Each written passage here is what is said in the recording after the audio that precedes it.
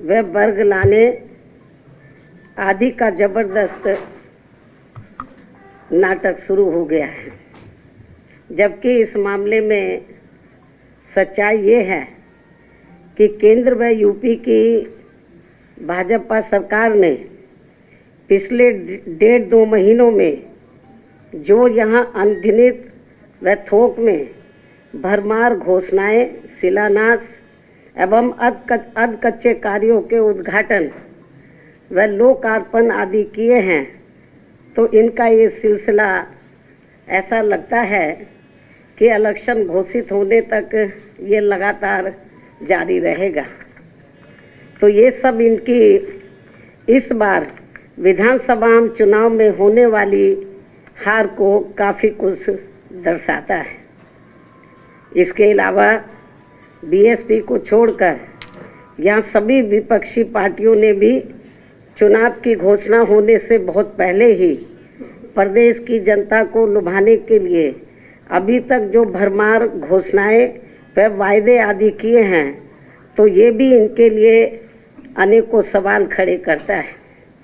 जैसे सपा की तरह कांग्रेस पार्टी ने भी प्रदेश की जनता को जो किस्म किस्म के असंख्य व प्रलोभन भरे चुनावी वायदे किए हैं, तो उन पर यहाँ की जनता जल्दी से विश्वास करने वाली नहीं है।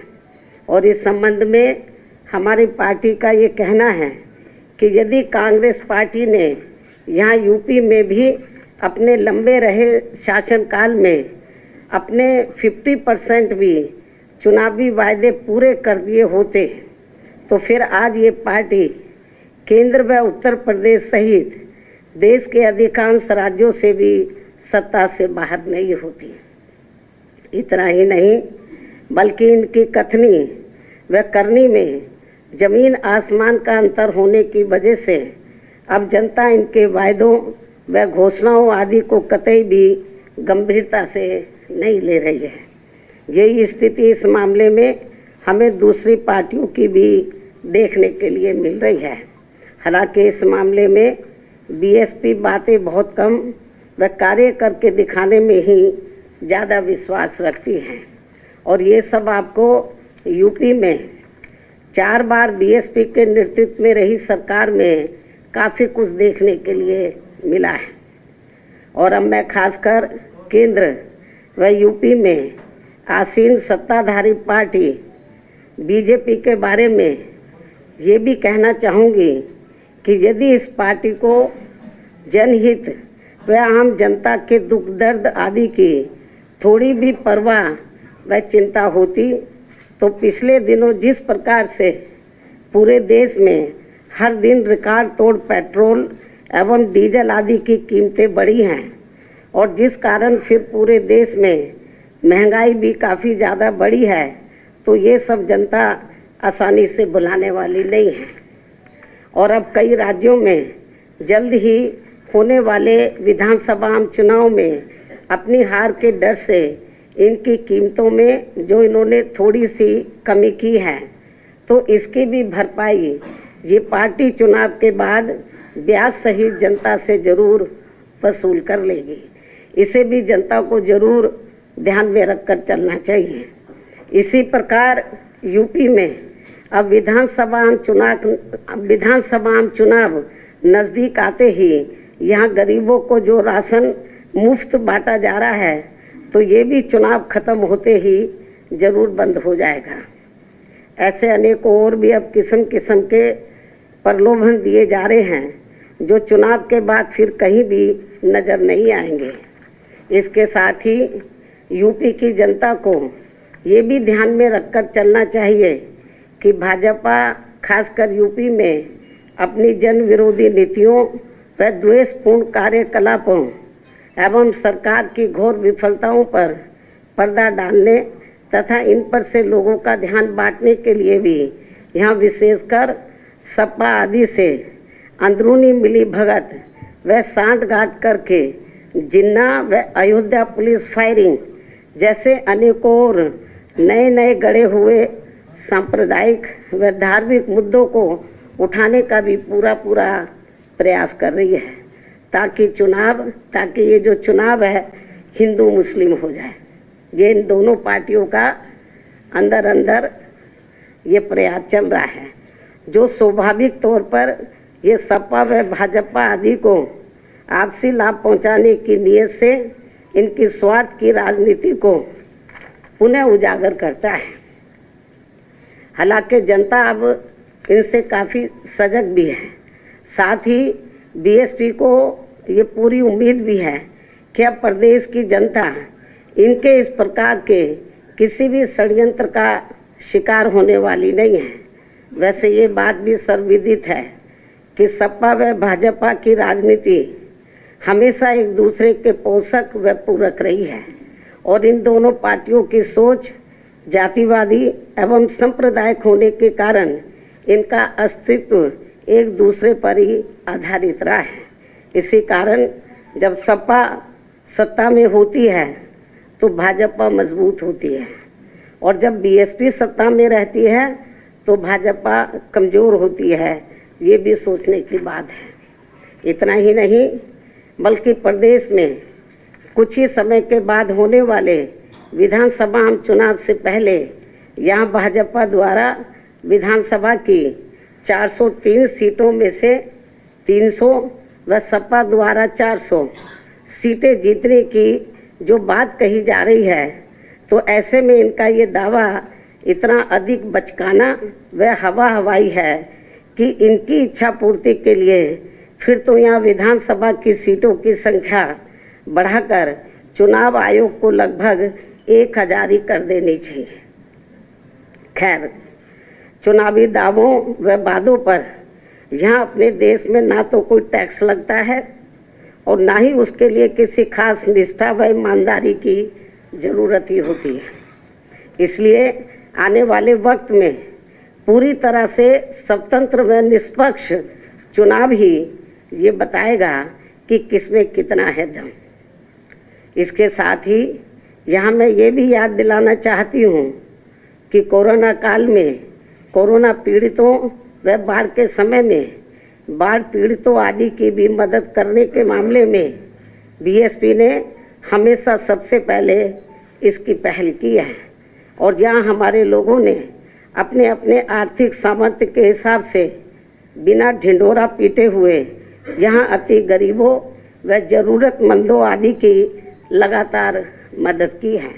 वैसे भी हमारी पार्टी की अपनी सीमाएं हैं, क्योंकि बीएसपी अभी ना तो सरकार में है और ना ही दूसरी पार्टियों की तरह पूंजीपतियों व धन्ना सेठों आदि के धन बल पर चलने वाली पार्टी है, जिनसे भी ये सरकारें इनका राष्ट्र धर्म नहीं निभा पाई हैं तथा वे आपदा में भी अवसर प्राप्त करके अपनी तिजोरी को ही अधिक भरते रहे हैं।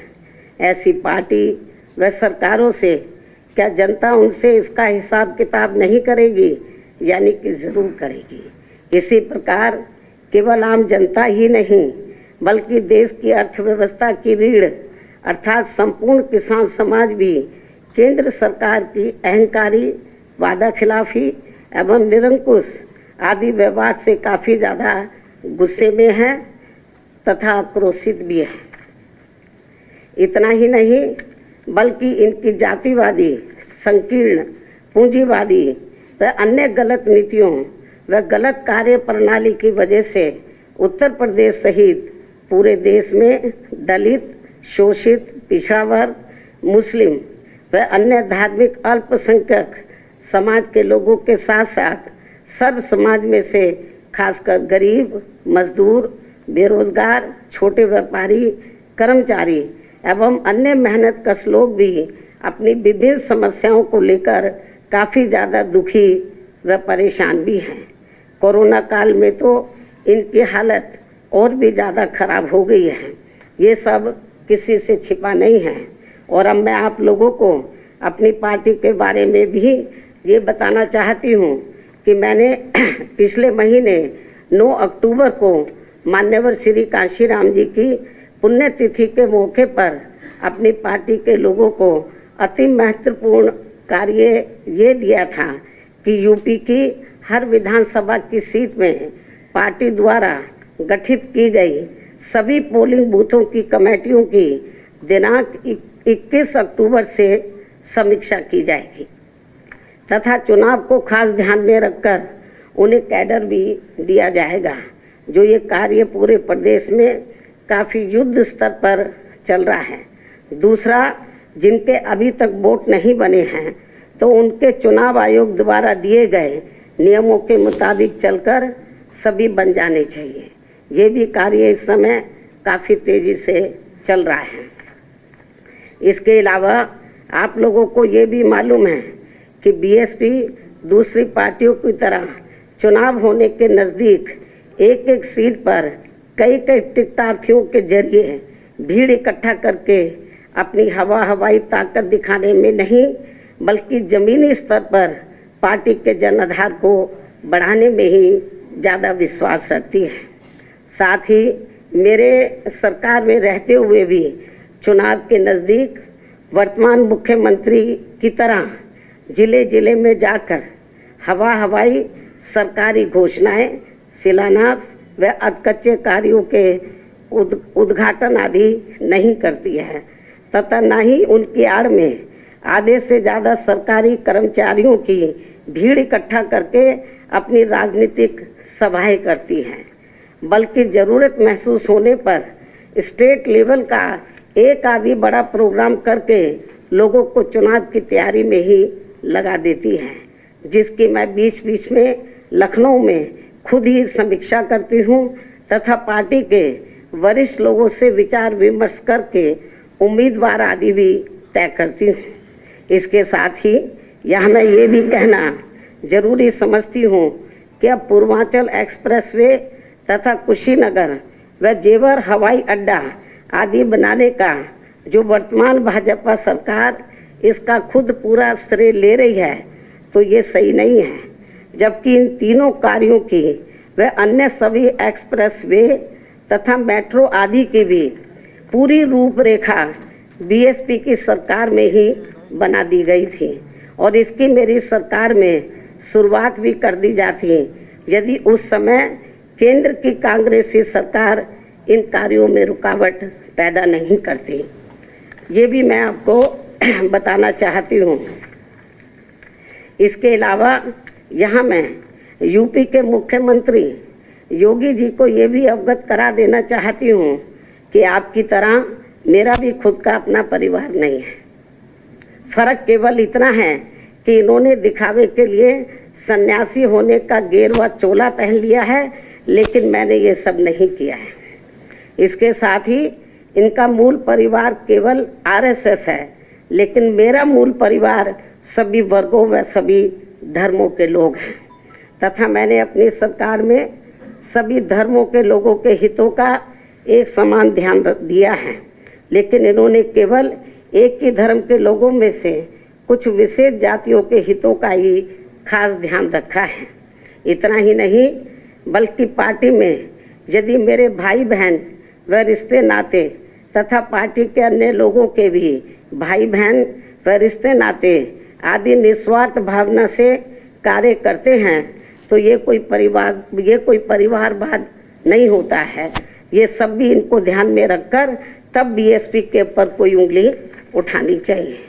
इन्हीं कुछ जरूरी बातों के साथ ही अब मैं अपनी बात यहीं समाप्त करूं, लेकिन इससे पहले मैं उत्तराखंड के आज 21वें स्थापना दिवस के मौके पर वहां की जनता को हार्दिक बधाई एवं ढेरों शुभकामनाएं देती हूं। हालांकि इन 21 वर्षों में वहां जितना विकास व उत्थान आदि होना चाहिए था वो नहीं हुआ है, ये भी काफ़ी चिंता की बात है। इसके साथ ही छठ पूजा के चल रहे पर्व पर भी त्योहार पर भी मैं इनके अपार मानने वाले लोगों को पूरे तहे दिल से शुभकामनाएं देती हूँ। शायद आप लोगों को मालूम है कि हमारी पार्टी के जो राष्ट्रीय महासचिव है श्री एस.सी. मिश्रा जी, इनका आज जन्मदिन है। इनको भी मैं इनके जन्मदिन की हार्दिक बधाई एवं शुभकामनाएं देती हूँ। अंत में मैं अपनी बात यही समाप्त करती हूँ। धन्यवाद। एक एक करके पूछो।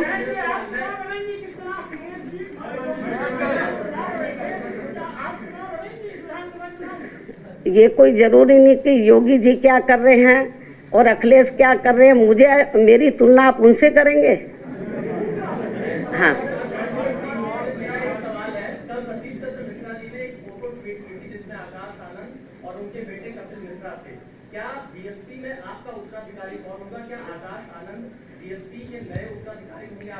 अभी मेरा स्वास्थ्य ठीक है, तो जब मैं पार्टी में कार्य करने लायक नहीं रहूंगी तो उस समय इसका जवाब दे दिया जाएगा।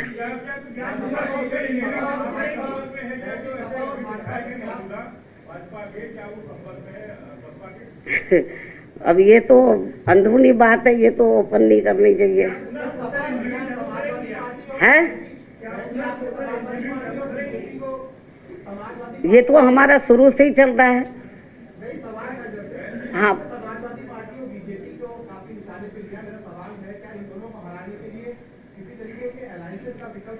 मैंने एक बार नहीं कई बार बोला, प्रेस के जरिए भी, ट्वीट के जरिए भी। आज फिर मैं आपकी गलतफहमी को दूर कर देना चाहती हूँ कि बहुजन समाज पार्टी किसी भी पार्टी के साथ किसी भी प्रकार का कोई चुनावी समझौता नहीं करेगी। अकेले अपने बलबूते पर ये चुनाव लड़ेगी। हम समझौता जरूर कर रहे हैं, किनसे? सर्व समाज के लोगों के साथ। उनमें भाईचारा पैदा करके सभी वर्गों को जोड़ने में लगे हैं। और ये जो गठबंधन है तो ये स्थायी रहेगा और इस ओर हमारा ध्यान है, ना कि दूसरी पार्टियों के साथ गठबंधन करने का कोई इरादा है। अब आपको मालूम है, ये बड़े होते नेता और कुछ जनाधार होता तो मैं उनको निकालती क्यों? वो तो निकाले हुए लोग हैं। और बीएसपी में ये मैं आपकी गलतफहमी दूर कर देना चाहती हूँ, जिसको भी मैं निकालती हूँ वो अकेला जाता है, उसके साथ में बीएसपी के कार्यकर्ता नहीं जाते हैं।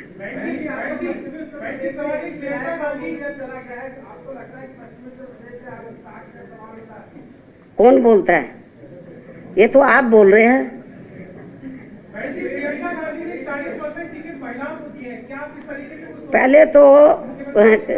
पहले तो कांग्रेस पार्टी को जिन राज्यों में उनकी सरकारें हैं, या जब कांग्रेस पार्टी पावर में थी तो सबसे पहले तो इनको सेंटर में थी, तो इनको सबसे पहले तो इसको लेकर कानून बनाना चाहिए था।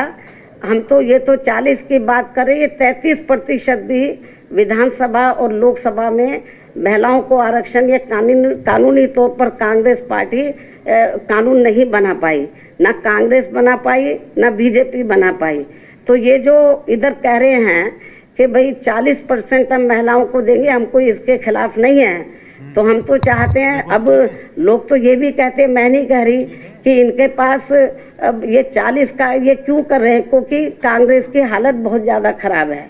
तो जब जिन राज्यों में इलेक्शन हो रहा है वहाँ क्यों नहीं ये घोषणा कर रहे हैं? जिन राज्यों में जैसे पंजाब है, ये उत्तराखंड है, ये और जिन राज्यों में, वहाँ भी तो करना चाहिए। आप समझ सकते हो कि ऐसा वो क्यों कर रहे हैं।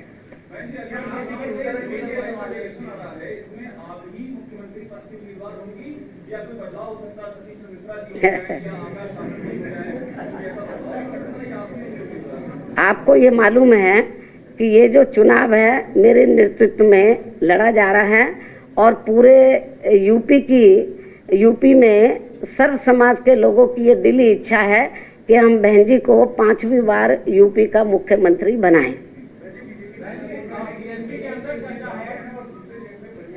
हैं?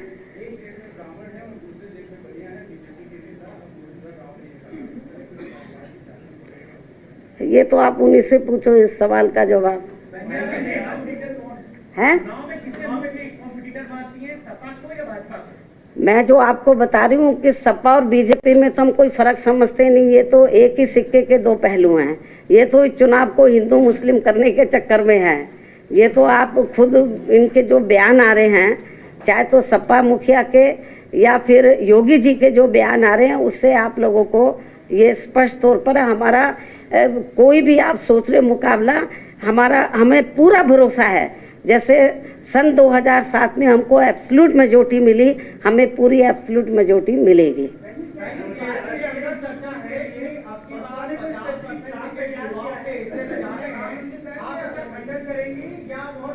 क्या चीज? बीएसपी के अंदर ही चर्चा है कि 50% टिकट बहन जी इस बार युवाओं को देने जा रही हैं। इसका खंडन करेंगे कि मुहर लगाएंगे? ये तो अच्छी बात है। यदि यंग ब्लड आगे आता है तो ये तो अच्छी बात है। जब सूची जारी होगी, नहीं, जब सूची जारी होगी तो आपको मालूम पड़ जाएगा।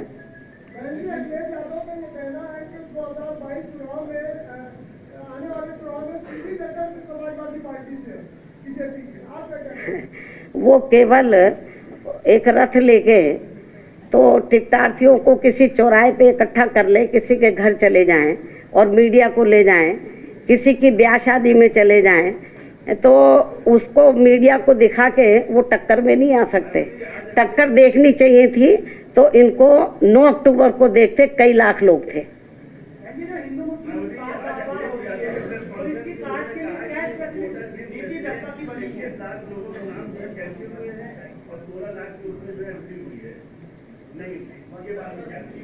नहीं, ये तो गड़बड़ी की तो शिकायतें मिल रही हैं।